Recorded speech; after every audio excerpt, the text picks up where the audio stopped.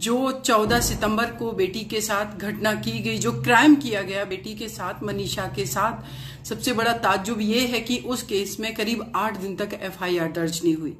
उसके बाद जब एफआईआर दर्ज की गई तो उसमें जो सेक्शंस लगाए गए वो है आईपीसी का सेक्शन 307, जिसमें जान से मारने की कोशिश, सेक्शन 34 कि एक से ज्यादा व्यक्तियों ने ये जान से मारने की कोशिश की, और साथ ही साथ 354 सेक्शन 354 जो सेक्शन है आईपीसी का वो साधारण छेड़छाड़ का सेक्शन है।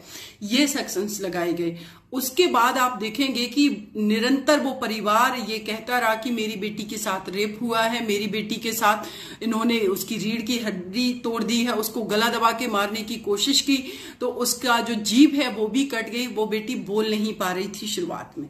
अब सोचने वाली बात ये है कि पुलिस की नेग्लिजेंसी अगर आप इस केस में देखेंगे कि जो बेटी उसकी जीभ जो है वो डैमेज होने की वजह से स्टेटमेंट नहीं दे पा रही है, जो बेटी वेंटिलेटर पे है वो रिटन स्टेटमेंट नहीं दे पा रही, तो क्या पुलिस की ये प्राइमरी ड्यूटी नहीं थी कि वो बच्ची का, उस बेटी का, मनीषा का मेडिकल कराए कि कहीं इसके साथ रेप तो नहीं किया गया?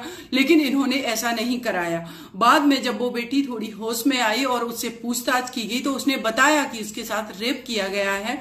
उसके बाद भी ये सेक्शंस नहीं लगाए गए क्योंकि पुलिस का कहना है कि हमने जो है रिपोर्ट है वो फॉरेंसिक लैब के लिए भेजी, जब वहां से आएगी तब लगाया जाएगा।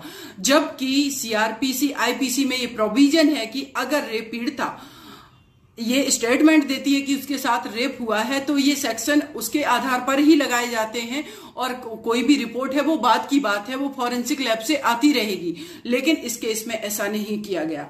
उसके बाद आप देखेंगे कि सबसे बड़ी विडंबना तो आज हुई है। कल के दिन उस बेटी की डेथ हो गई सफदरजंग हॉस्पिटल में।